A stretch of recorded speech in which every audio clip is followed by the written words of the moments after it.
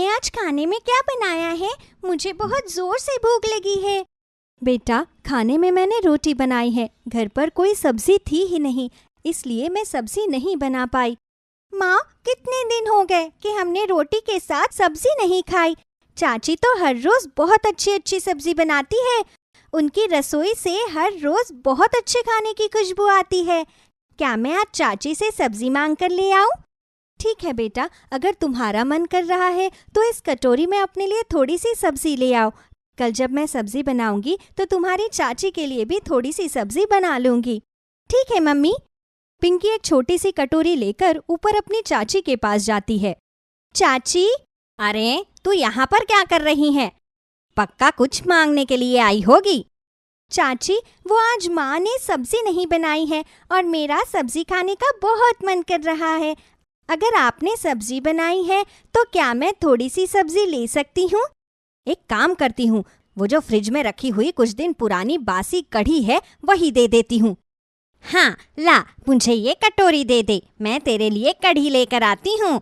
तब तक यहीं पर रहना। ठीक है चाची। संगीता अंदर जाकर फ्रिज से बासी कढ़ी निकालती है जो उसके फ्रिज में 5-6 दिन पहले से रखी हुई थी। अच्छा हुआ कि ये यहाँ पर सब्जी मांगने आ गई, वरना मुझे ये कढ़ी फेंकनी पड़ती। जब भी मुझे कोई बाकी सब्जी फेंकनी होती है तो उसी दिन मुझसे सब्जी मांगने आ जाती है। चलो अच्छा है, कम से कम मेरी सब्जी वेस्ट तो नहीं होती।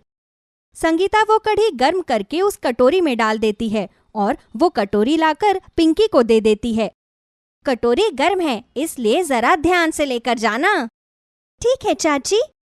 पिंकी कढ़ी लेकर नीचे आ जाती है।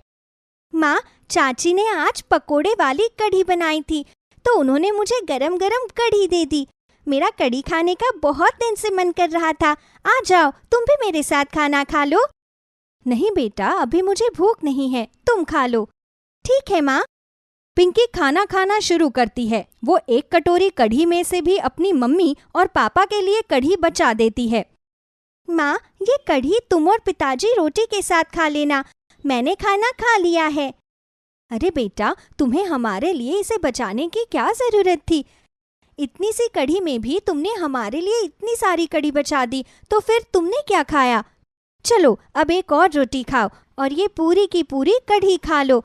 मैं और तुम्हारे पापा अचार के साथ ही रोटी खा लेंगे। लेकिन माँ। चलो चलो जल्दी से खा लो। अपनी माँ के कहने पर पिंकी बची हुई कढ़ी भी रोटी के साथ खा लेती है। उस समय तो उसे बासी कढ़ी खाकर कुछ नहीं होता, लेकिन रात को अचानक उसके पेट में दर्द होने लगता है। माँ, मेरे पेट में बहुत जोर से दर्द हो रहा है। मम्मी, मुझे दवाई चाहिए। अरे, अचानक से तेरे पेट में दर्द कैसे हो गया बेटा? रुक, मैं तेरे पिताजी को डॉक्टर के पास भेजती हूँ। पिंकी के पिताजी पास के ही एक डॉक्टर के पास जाकर पिंकी के लिए पेट दर्द की दवाई लेकर आते हैं।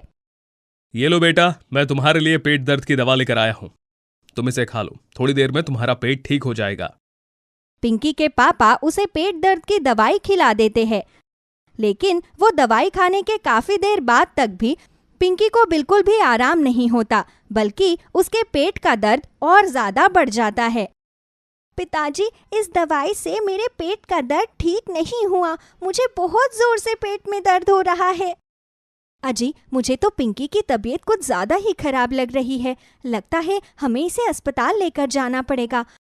आप जल्दी से रिक्शा वाले को लेकर आइए।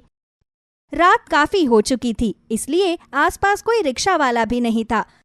तब विनोद को अपने एक पड़ोसी का ध्यान आता है जो रिक्शा चलाता था। वो तुरंत उसके घर जाकर उसे लेकर आता है और पिंकी को अस्पताल लेकर जाता है। देखिए, आपकी बेटी को फूड पॉइजनिंग हो गई है, लगता है उसने कुछ गलत खा लिया था, लेकिन अब हमने उसे दवाई दे दी है तो वो थोड़ी देर में ठीक हो जाएगी। लेकिन अब आपको उसके खाने पीने का अच्छी तरह से ध्यान रखना होगा। जी डॉक्टर साहब, आपका बहुत बहुत धन्यवाद। अगले दिन तक पिंकी की तबीयत में काफी सुधार आ जाता है तो उसके पिताजी उसे वापस घर ले जाते हैं। डॉक्टर ने बताया कि ऊटपटांग खाने की वजह से पिंकी को फूड पॉइजनिंग हो गई थी। ऐसा क्या खाया था कल इसने जो इसकी तबीयत इतनी खराब हो गई? इससे पहले कि सुमन विनोद की इस बात का जवाब देती, उससे पहले ही पिंकी की चाची का लड़का चिंटू खेलते हुए वहां पर आ जाता है। अरे पापा, पिंकी को क्या हुआ? तो इस तरह से बीमारों की तरह क्यों बैठी है? चल ना, बाहर खेलने चलते हैं। नहीं बेटा, अभी पिंकी की तबीयत ठीक नहीं है। उसके पेट में कल दर्द था तो अब भी उसे अस्पताल से लेकर आए हैं। देखो, कल तुमने इसे जो भी खिलाया था वो इसे दोबारा मत खिलाना, वरना इसकी तबीयत फिर से बिगड़ जाएगी। कल मैंने सब्जी नहीं बनाई थी तो पिंकी अपनी चाची से कढ़ी मांग कर लाई थी, लेकिन वो तो घर की बनी हुई थी, तो उससे पिंकी के पेट में दर्द कैसे होगा? क्या पिंकी ने कढ़ी खाई थी? लेकिन ताई जी, कल तो मम्मी ने कढ़ी बनाई ही नहीं थी। क्या? हाँ, कढ़ी तो मम्मी ने पिछले हफ्ते बनाई थी जब मैंने उन्हें बनाने के लिए बोला था। कल तो हमने आलू गोभी बनाई थी। चिंटू की बात सुनकर सुमन और विनोद हैरान रह जाते हैं, लेकिन वो चिंटू के सामने उसे कुछ नहीं कहते। लेकिन उसके जाने के बाद, ये संगीता ने बिल्कुल भी ठीक नहीं किया। मेरी बेटी को 1 हफ्ते पुरानी सब्जी दी उसने। अरे सब्जी नहीं देनी थी तो साफ साफ मना ही कर देती, लेकिन ऐसा खाना भी क्यों दिया जिससे मेरी बेटी को नुकसान हो? ये लोग ऐसे ही हैं सुमन। आज के बाद तुम फिर कभी पिंकी को ऊपर खाने पीने के लिए मत जाने देना। वो तो बच्ची है, इसीलिए हमें ही इन सब बातों का ध्यान रखना पड़ेगा। वो तो ठीक है जी, लेकिन संगीता ने ये जो किया है बिल्कुल ठीक नहीं किया। मैं उसे जरूर बोलूंगी। संगीता की वजह से पिंकी की तबीयत खराब हो गई थी, इसलिए सुमन को उस पर बहुत गुस्सा आ रहा था। इसलिए वो ऊपर संगीता के पास गई। क्या बात है, आज आप ऊपर कैसे आ गई? लगता है आप भी अपनी बेटी की तरह यहाँ पर सब्जी मांगने आई हो। बस करो संगीता, तुमने कल मेरी बेटी को जो कढ़ी दी थी वो पूरे 1 हफ्ते पुरानी थी। अरे तुम्हें उसे सब्जी नहीं देनी थी तो कम से कम उसे मना ही कर देती। तुम्हारी वजह से मेरी बेटी की तबीयत कल रात को कितनी खराब हो गई तुम जानती भी हो। हमें रात को उसे अस्पताल में भर्ती करवाना पड़ा। देखो जेठानी जी, मेरे फ्रिज में जो सब्जी रखी थी मैंने आपकी बेटी को दे दी थी, और वैसे भी आपको क्या लगता है कि आप लोगों के लिए ताजी ताजी सब्जी बनाकर आपको दूंगी? अगर सब्जी खाने का इतना ही शौक है तो खुद क्यों नहीं बना लेती सब्जी? हर तीसरे दिन अपनी बेटी को यहाँ पर सब्जी लाने के लिए भेज देती हो। तुम्हारी औकात तो वो 1 हफ्ते पुरानी सब्जी खाने की भी नहीं है, लेकिन फिर भी मैंने तुम्हें दे दी, तो मेरा शुक्र मनाओ। हम लोगों के दिन खराब चल रहे हैं इसलिए कुछ भी बोले जा रही हो, लेकिन एक बात याद रखना संगीता, इंसान का वक्त बदलते देर नहीं लगती। अरे जाओ ना, क्यों सुबह सुबह यहाँ आकर मुझे पका रही हो? और हाँ, आज के बाद यहाँ पर आने की कोई जरूरत नहीं है, और ना ही दोबारा यहाँ पर अपनी बेटी को कुछ लेने के लिए भेजना। एक तो इन्हें खाने पीने का सामान दो, ऊपर से यहाँ पर आकर दिमाग खराब करते हैं। इतना सब होने के बाद भी संगीता सुमन से इतनी बदतमीजी से बात करती है, लेकिन जैसा कि सुमन ने कहा था कि इंसान का वक्त बदलते देर नहीं लगती। कुछ समय बाद सुमन के पति विनोद की एक बहुत अच्छी जगह पर नौकरी लग जाती है, और संगीता के पति की कंपनी से फ्रॉड करने की वजह से उसकी नौकरी चली जाती है। उसके पति ने बहुत सारे लोगों से उधारी पर पैसे लिए हुए थे, जिसे चुकाने के लिए वो संगीता के गहने भी बेच देते हैं। उनके हालात अब ऐसे हो जाते हैं कि उनके पास खाने के भी लाले पड़ जाते हैं। आज तो घर में खाने को सूखी रोटी भी नहीं है। चिंटू को भी बहुत भूख लगी है। ये सब मेरी वजह से हुआ है, लेकिन मेरे पास घर पर राशन लाने के लिए 1 रुपया भी नहीं है। जिस समय वो लोग ये बातें कर रहे थे, उसी समय पिंकी चिंटू को खेलने के लिए बुलाने गई थी, लेकिन इससे पहले कि वो दरवाजा खटखटाती, उसे सब बातें सुनाई दे जाती है। वो तुरंत अपनी माँ के पास जाकर उन्हें सारी बातें बताती है, तो सुमन उन सब के लिए गरम गरम खाना बनाकर तैयार करती है। वो सारा खाना लेकर ऊपर जाती है। पिंकी बेटा, मेरे हाथ में बहुत सारा खाना है, तो तुम जरा दरवाजा खटखटा दो। जी माँ। पिंकी दरवाजा खटखटाती है तो उसकी चाची वहां पर आकर दरवाजा खोलती है। अपने सामने वो उन दोनों को देखकर हैरान रह जाती है। आप दोनों यहाँ पर, और ये सब क्या है? ये आप सबके लिए मैंने खाना बनाया है। क्या? हाँ, मैं जानती हूँ कि इस समय आप लोग बहुत बुरे हालातों से गुजर रहे हो।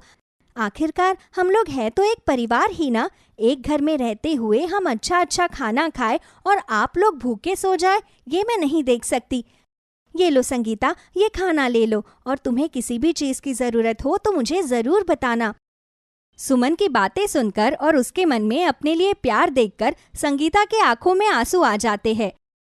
मुझे माफ कर दीजिए दीदी, जब हमारे हालात अच्छे थे और आप लोग हमसे मदद मांगते थे तो मैंने आपके साथ बहुत बुरा व्यवहार किया, लेकिन उसके बाद भी आप हमारे लिए इतना कर रही हो। मुझे अपने किए पर बहुत शर्म आ रही है। कोई बात नहीं संगीता, तुम्हें अपनी गलती का एहसास हो गया, मेरे लिए वही काफी है। बस अब रोना बंद करो और जल्दी से सब लोग खाना खा लो, वरना ये खाना ठंडा हो जाएगा। आखिरकार संगीता को अपनी गलती का एहसास हो जाता है। वो सुमन से अपने किए की माफी मांगती है। कुछ समय बाद जब उनके हालात फिर से ठीक हो जाते हैं तो इस बार वो पहले की तरह घमंड में आकर सुमन के साथ बुरा नहीं करती, बल्कि एक परिवार बनकर वो सभी मिलजुल कर रहते हैं। सुमन अपने परिवार के साथ एक छोटे से गांव जिसका नाम पतीलापुर था वहां रहती थी। उसके 2 बेटे थे, जिसमें से उसके एक बेटे की शादी हो चुकी थी। धीरज घर का बड़ा बेटा था, जबकि पंकज घर में सबसे छोटा था। धीरज की शादी को हुए तकरीबन 4 साल हो गए थे। उसकी पत्नी निशा बहुत ही सुशील और संस्कारी थी। उसे खाना बनाना बहुत अच्छी तरह से आता था। उसके हाथ से जो कोई खाना खाता उसकी तारीफ के बिना रह ही नहीं पाता था। सुमन अपने छोटे बेटे पंकज की शादी भी ऐसे ही गुणवती लड़की से ही करना चाहती थी। इसीलिए इसी विषय पर चर्चा करने के लिए सभी लोग हॉल में बैठे हुए थे। माँ, आपको पंकज की शादी तो करनी ही है, लेकिन पहले ये बताइए कि आपको पंकज के लिए कैसी लड़की चाहिए। अरे इसमें सोचना क्या है, मेरी छोटी बहू बिल्कुल मेरी बड़ी बहू की तरह सुशील और संस्कारी होनी चाहिए। साक्षात लक्ष्मी की मूरत है मेरी निशा। सास को देवी जैसी बहू मिल जाए तो फिर उसे भला किस बात की कसर। अरे माँ, अगर आपकी दूसरी बहू भी निशा की तरह सीधी साधी निकली तो ये घर तो स्वर्ग बन जाएगा। मैं तो चाह रहा हूँ कि छोटी बहू थोड़ी सी टेढ़ी किस्म की आए, ताकि हमारे घर में भी थोड़ा शोर शराबा हो, बर्तन वर्तन पटके जाएं। धीरज जी, आप ये क्या कह रहे हैं? हमारे घर में लड़ाई झगड़ा कलेश ना बाबा ना, मैं तो ऐसे घर में कभी नहीं रह सकती। जब तक मैं और सासू माँ हैं इस घर में कभी शोर शराबा नहीं होगा। माँ जी बिल्कुल गाय की तरह बहू लेकर आएंगी। अरे ये तो तुम्हें और माँ को लगता है ना कि घूंघट के भीतर गाय जैसी बहू सींग करने वाली ना हो। अब ये तो हमारी किस्मत है कि हमें कैसी बहू मिलेगी। धीरज की बात सुनकर सुमन सोच में पड़ जाती है। तभी उसकी चिंता भंग करते हुए निशा कहती है, अरे माँ जी, धीरज जी मजाक कर रहे हैं, आप तो सीरियस हो गई। अरे ऐसा कुछ नहीं होगा। आप जिस तरह मुझे चुनकर इस घर में लाई है, आप उसी तरह छोटी बहू को भी सोच समझकर और सही से परख कर लेकर आना। अच्छे घराने की लड़कियां सीधी गाय ही होती है। वैसे बेटा, बात तो तुम ठीक ही कह रही हो। मुझे अपनी बहू 1 नंबर समझदार और अच्छी बहू चाहिए, जिसके लिए मुझे बहू के चुनाव के लिए मेहनत करनी पड़ेगी। सभी लोग आपस में ये कह ही रहे होते हैं कि तभी दरवाजे पर दस्तक होती है। सुमन दरवाजा खोलने जाती है। जैसे ही सुमन दरवाजा खोलकर बाहर की ओर देखती है तो वहां का नजारा देखकर उसकी आंखें फटी की फटी रह जाती है। वो तुरंत ही चिल्लाते हुए बेहोश होकर नीचे गिर जाती है। चिल्लाने की आवाज सुनकर निशा और धीरज दरवाजे पर आते हैं तो वो पंकज को एक चीनी लड़की के साथ दरवाजे पर खड़े देखकर दंग रह जाते हैं। ये कौन है? ये अब से मेरी पत्नी है भैया, इस घर की छोटी बहू। क्या कर दिया तूने? कहाँ से लाया है इस चाइनीज को? अरे पंकज भैया, ये क्या कर दिया आपने? अभी तो हम लोग आपकी शादी की बातें ही कर रहे थे और इंस्टेंटली आप शादी करके घर की बहू ही ले आए, वो भी चाइनीज। हे भगवान! अरे भैया भाभी, 2 मिनट शांत हो जाइए। ये चाइनीज लड़की मुझे इंस्टाग्राम पर मिली और मेरी दोस्त बन गई। टाइम के साथ साथ हमारी दोस्ती और गहरी होती चली गई। फिर हम प्यार में पड़ गए एंड फाइनली हमने शादी करने का फैसला कर लिया। मेरा विश्वास करिए भैया भाभी, सू चैन बहुत ही अच्छी लड़की है। अरे निशा, तुम इसकी बकवास मत सुनो, पहले थोड़ा पानी लेकर आओ।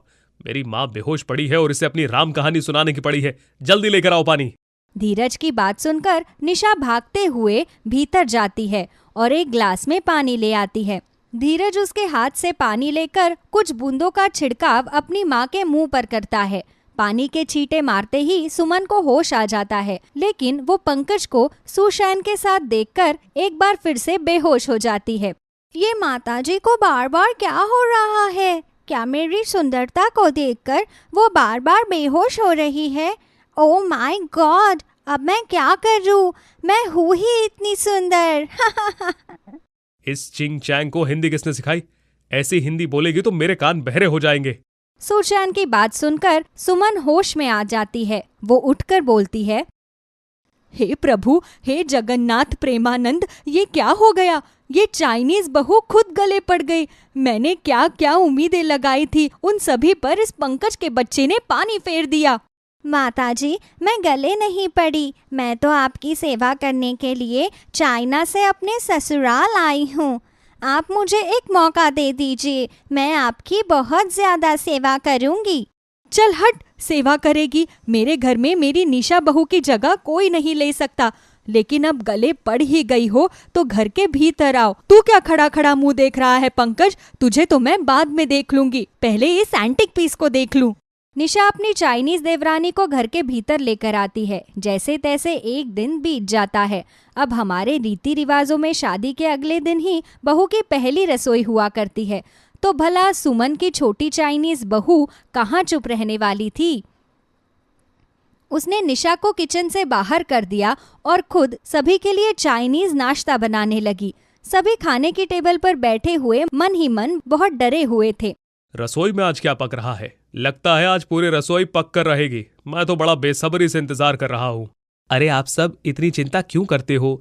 मेरी शू चैन को बहुत अच्छा खाना बनाना आता है, बल्कि वो तो एक चाइनीज शेफ है। उसके हाथ का खाना खाकर आप लोग अपनी उंगलियां भी खा जाएंगे। तू तो अपना मुंह बंद ही रखे तो अच्छा होगा, नहीं तो सुई धागे से उसे सील दूंगी ना, तो तेरी जुबान इतनी चलेगी ही नहीं और ना ही शू चैन के हाथ का खाना खा सकेगा। जब देखो तब उसकी तारीफ करता रहता है। माँ जी, भैया जी अभी प्यार में पड़े हुए हैं। अभी उन्हें उसके अलावा कोई नहीं दिख रहा। मैंने सुना है कि चीन में तो लोग सब कुछ खा लेते हैं। कीड़ा मकोड़ा, सांप, बिच्छू किसी को नहीं छोड़ते। तो क्या नई दुल्हन भी अपनी पहली रसोई पर यही सब बना रही है क्या? मुझे भी यही लग रहा है, तभी इतना समय लग रहा है। हे भगवान, अगर इसने कीड़े मकोड़े मेरे खाने में प्लेट में डाल दिए तो मैं इसे घर से बाहर निकाल दूंगी और फिर कभी भी इस घर में वापस नहीं आने दूंगी। थोड़ी देर बाद शू चैन सभी के लिए खाना परोसती है। गरम गरम वेज मोमोज और ब्रेड सैंडविच देखकर सभी के मुंह में पानी आ रहा था। वाकई नाश्ता काफी लजीज लग रहा था।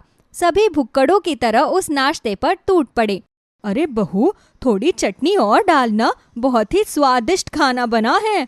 वाह देवरानी जी, आपकी पहली रसोई तो गजब रही। आपने तो सबका मन खुश कर दिया। अभी तो तुम सब कह रहे थे कि वो थाली में कीड़े मकोड़े परोसेगी, लेकिन इसे तो हर प्रकार का खाना बनाना आता है, वो भी नंबर 1। शायद पंकज इसकी सच्ची तारीफ ही कर रहा था। मैंने बताया था ना, शू चैन एक चाइनीज शेफ है, उसे बहुत अच्छा खाना बनाना आता है। लेकिन आप लोग अपनी बातों के आगे मेरी बातों को सुनते ही नहीं है। माँ, मेरी चॉइस इतनी भी बुरी नहीं है। थैंक यू सभी को। आप लोग और लीजिए ना, मैंने बहुत सारा बनाया है और आप सभी लोग मुझे अपने अपने पसंद के खाने की एक लिस्ट तैयार कर दे दीजिए। मैं रोज रोज बदल बदल कर डिश बनाया करूँगी। अपनी बहू की मुंह से ये बातें सुनकर सुमन बहुत ही खुश हुई और बोली, बहू, मैंने सुना है तुम्हारे वहाँ कुछ भी मार काट कर खा जाते हैं। वो किसी जानवर को नहीं छोड़ते, कीड़े मकोड़े, अजगर सब खा जाते हैं। क्या ऐसा सच में होता है? हमें तो लगा था कि तुम नाश्ते में भी हमें कोई जानवर बनाकर खिलाओगी, लेकिन ये शुद्ध खाना देखकर मेरी आत्मा तृप्त हो गई। हाँ माँ जी, हमारे वहाँ बड़े ही चाव से ये सभी चीजें खाई जाती है। हमारा कल्चर ही ऐसा है, वहाँ पर ये सब आम बात है। लेकिन मुझे इंडियन कल्चर के बारे में भी काफ़ी पता है। यहाँ के लोग ज़्यादातर शाकाहारी शुद्ध भोजन ही ग्रहण करते हैं, इसलिए मैंने नाश्ते में ये डिशेस बनाई। पंकज जी ने शुरू में ही मुझे आप सभी लोगों के बारे में सब कुछ बता दिया है। अरे भाई, तू तो बड़ा तेज निकला। तूने तो इसे बिल्कुल ट्रेंड कर दिया है। इसे इतनी अच्छी हिंदी बोलनी आती है और इंडियन खाना भी बड़ा अच्छा बना लेती है। खैर, अभी तो चाइनीज शाकाहारी नाश्ता खाकर ही मेरा मन खुश हो गया है। पंकज भैया, मुझे विश्वास नहीं था कि आप मेरे लिए इतनी अच्छी देवरानी ढूंढ ले आएंगे। मैं तो बहुत खुश हूँ। क्यों सासू माँ, आपको नहीं लगता कि सूचैन आपकी उम्मीदों पर खरी निकली? जैसी बहू आपको चाहिए थी देवरानी जी बिल्कुल उसी तरह है। हाँ निशा बेटा, तुम्हारी बात में दम तो है। जब मैंने इसे पहली बार देखा तो मैं बेहोश हो गई, लेकिन अब समझ आ रहा है कि जो जैसा दिखता है वैसा होता नहीं। मुझे मेरी छोटी बहू बिल्कुल वैसी ही मिली है जैसे मैंने सोचा था, एकदम सुशील और संस्कारी। सभी लोग सूचैन को अपनी घर की बहू अपना लेते हैं। अब सूचैन रोजाना उन्हें बढ़िया बढ़िया खाना बनाकर खिलाया करती। घर के सभी लोग उससे बहुत खुश रहने लगे। आसपास के घर के पड़ोसने भी सूचैन के बने हाथ का खाना खाने आया करती। वे लोग भी उसे देखकर दंग रह जाते कि वो तो चाइनीज होकर भी उनकी बहू से ज्यादा अच्छा खाना बनाना जानती है। सूचैन के तो संस्कार भी उनकी बहू से लाख गुना ज्यादा थे। ये सब देखकर पड़ोसी जलते रहते हैं और सुमन जी इसमें आग में घी का काम करती है। वो हमेशा जब भी घर से बाहर निकलती तो सूचैन को अपने साथ ले जाया करती। जो भी उनकी चीनी बहू को उनके साथ देखता वो उसे देखता ही रह जाता।